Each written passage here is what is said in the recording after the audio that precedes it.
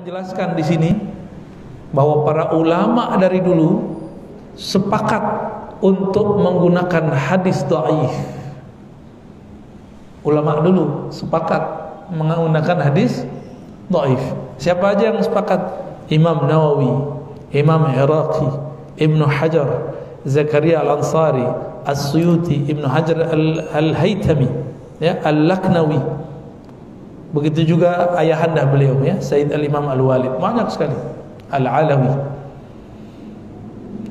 Ibnu Hajar, pensyarah Sahih Bukhari, ini paling ajib. Kitab uraian Sahih Bukhari yang paling lengkap itu namanya Fathul Bari. Ibnu Hajar menyebutnya bukan kecerdasan dia, tapi ini Fathul Bari, pembukaan anugerah dari Allah Maha Pencipta. Maka jadilah syarah Sahih Al-Bukhari. Jadi semakin seseorang itu melenyapkan kediriannya, egonya, nafsiyahnya dalam wujud Allah, dalam nikmat Allah, dalam sifat Allah, maka semakin Allah eksiskan nama dia. Inilah Imam Ibnu Hajar Al-Asqalani. Banyak yang nulis Sahih Bukhari, tapi yang paling masyhur cuma Sahih yang disyarah oleh Imam Ibnu Hajar Al-Asqalani. Beliau punya kitab, dulu saya pernah mengajarkan kitab beliau ini di Ma'had.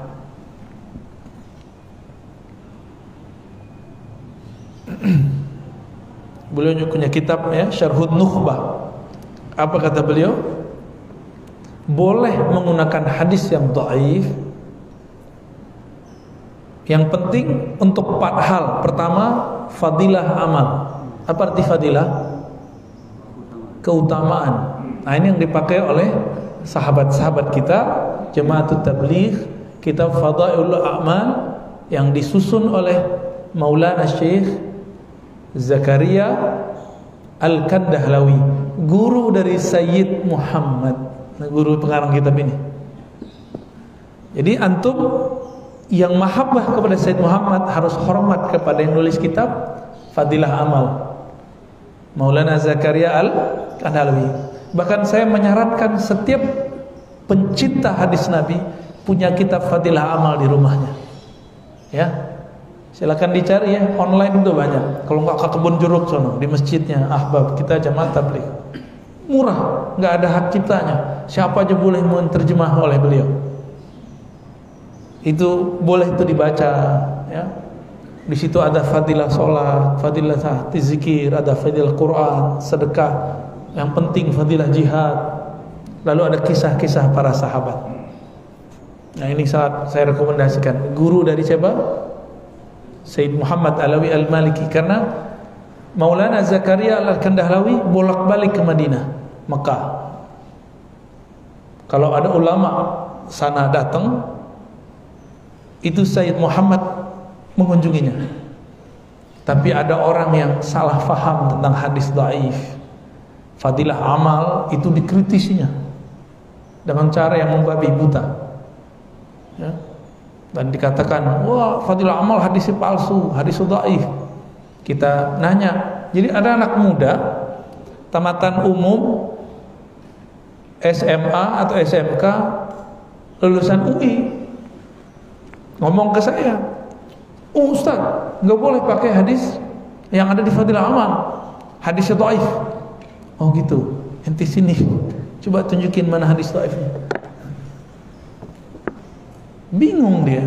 Ternyata dia membeo kepada si gurunya, ustadznya. Ustadznya bilang dhaif, dia bilang dhaif. Kalau saya meneliti hadis sendiri, jadi saya punya standar dalam penelitian hadis. Mana hadis dhaif, mana yang tidak dhaif. Maka dalam beberapa majelis saya pernah mengajarkan kitab Fadilah Amal. Ada yang betul-betul dhaif sekali, saya nggak pakai, saya tinggalkan. Cuma Maulana Zakaria ketika ia menyebutkan hadis dhaif, dia mengikuti standar ahli hadis. Apa itu? Yubayyinuha, menjelaskan kalau hadis ini betul dhaif. Nah, ini syaratnya. Jadi kalau kita meriwayatkan hadis dhaif, anjurannya sebutkan kualitasnya. Siapa ulama yang mengatakannya dhaif, ya. Dikira Maulana Zakaria nggak ngerti kali sama mereka, ya. Dan uniknya apa? Hadis itu dia buatkan takhrijnya, penjelasan kualitasnya dalam huruf kecil. Di situ lengkap sumbernya mana, siapa aja perawinya, dan siapa yang mensahihkan, manhasan dan dhaifkan. Tidak diterjemah. Sehingga orang jahil yang taklid kepada gurunya, mereka ikut mendhaifkan isi kitab ini. Baik. Yang kedua, alla yashtadda dha'fu. Kedhaifannya tidak berlebihan. Fala yu'mal biman farada bihil kadzdzab wal muttaham bil kadzib wa man fahusha la ghalatu. Tidak boleh beramal dengan hadis yang diriwayatkan hanya oleh orang-orang yang kadzdzab, rawinya pembohong atau tertuduh berbohong atau punya kesalahan yang fatal. Enggak boleh. Nah, dan itu sudah dihindari oleh imam-imam kita. Masalahnya ada satu hadis ini diriwayatkan oleh orang yang diperdebatkan kualitasnya. Ada yang mengatakan dia dhaif, yang satu lagi mengatakan tidak dhaif. Maka ini boleh dipakai. Imam Nasa'i misalnya, hadis yang nomor 5, Bukhari, Muslim, Abu Daud, Tirmizi, berarti kitab hadis nomor 5. Itu beliau meriwayatkan hadis yang tidak disepakati kedhaifan periwayat. Itu agak pusing Pak kalau bahas itu. Saya ngajar hadis itu agak lama, ya, hampir 10 tahun belajar dan mengajarnya. Yang ketiga, ayan darja tahta aslin ma'mulin bih. Hadis dhaif boleh dipakai jika hadis ini sesuai dengan dalil-dalil yang pokok, baik Quran ataupun Sunnah. Jadi ada dalil penunjang yang lain. Sebagai contoh misalnya, hari Jumat itu ada hadis keutamaan sholawat 100 kali, 80 kali, atau berapa kali pun. Hadis ini dhaif semua, tapi dia ada pokoknya, ada dalil sumbernya. Nabi mengatakan, aktsirus salata alayya fi yaumil jum'ah. Banyak-banyak sholawat kepadaku pada hari Jumat. Nah, berarti hadis-hadis ini boleh diamalkan gitu. Baik. Dan yang keempat, alla yu'taqada indal amal bihi thubutu. Hadis dhaif itu ketika disampaikan, diamalkan, jangan meyakini kesahihannya.